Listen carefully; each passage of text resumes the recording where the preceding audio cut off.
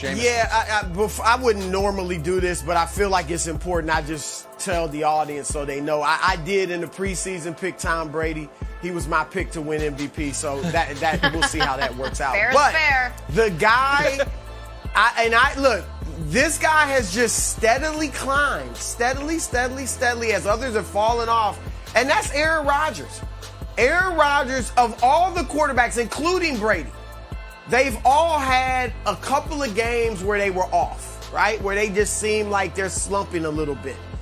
And Rodgers hasn't. His first game, obviously, against New Orleans, he was bad. They get blown out 38-3. He's got 2 interceptions, no touchdowns. Since then, he has been good to outstanding every single week. He also, Nick, has signature wins that even Tom Brady doesn't have.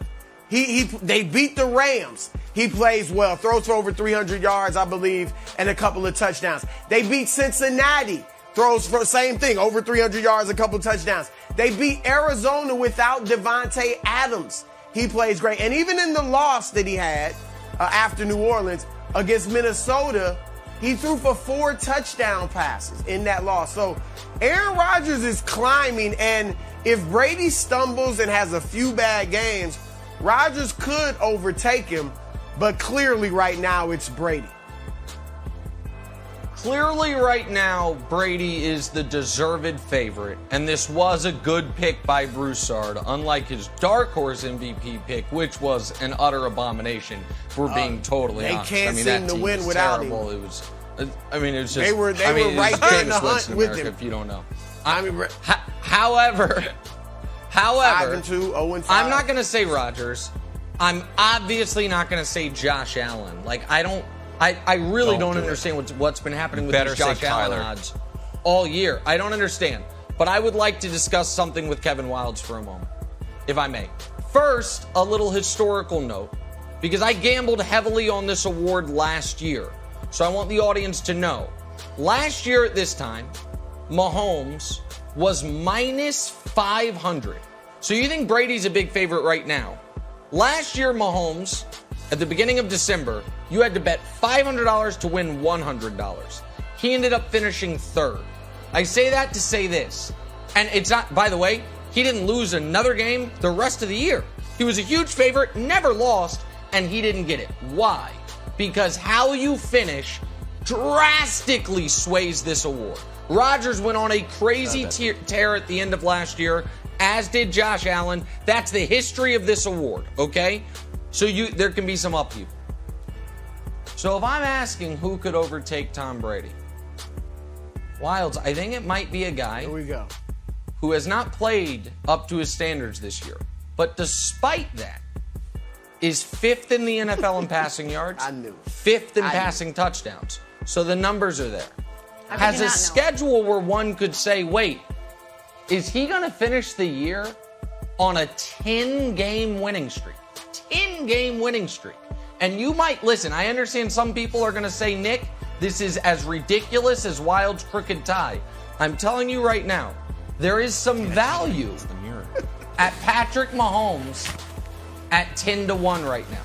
There is some value at Patrick Mahomes if the Chiefs finish winning the next 5, they're favored in all of them, and if the Patriots just have to lose one time, if Kansas City ends up with the 1 seed, and Mahomes has his strongest month, his final month, if Brady stumbles, it will be Mahomes overtaking him, not Rodgers, and that's without even Wildes including.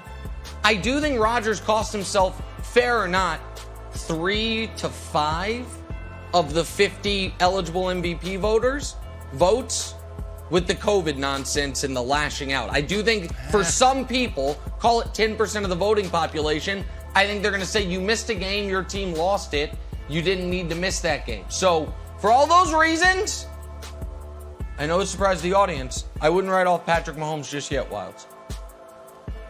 I know, but are you making an I don't think you made a bad argument at all. But are you making a value proposition?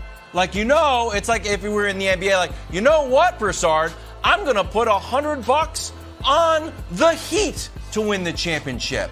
Like, oh, look at the odds. Like, they could do it. But in your heart of hearts, you know it actually can't happen. So are you making a real argument, or are you making a probability poker Nick Wright argument? No, I am making a real argument, Broussard, in this regard.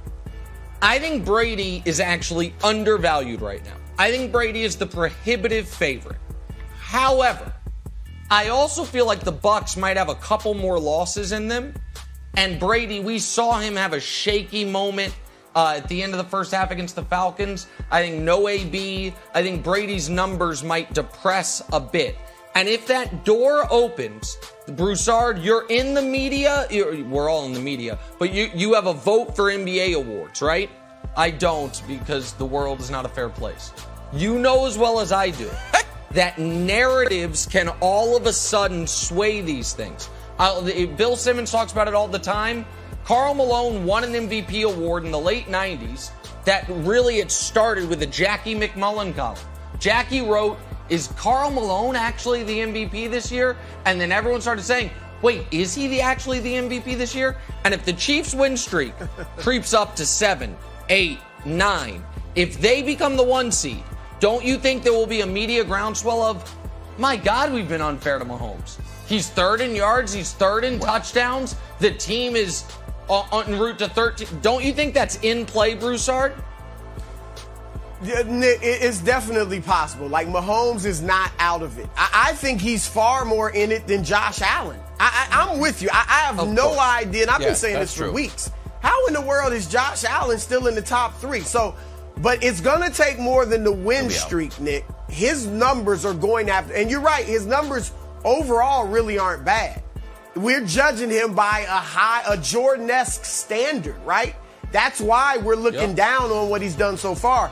But if they have a win streak and he doesn't have to do what he did the previous years, but his, 3 touchdowns a game, 300 yards and stuff like that. Like, if he does that and Brady stumbles, to your point, and Rodgers would have to stumble too, because there are a few media members that will hold it against him, but I think overall, guys will let that go unless it's nip and tuck, and then you'll hold that against Rodgers. So, but no, Mahomes is not out of it. You made a good argument.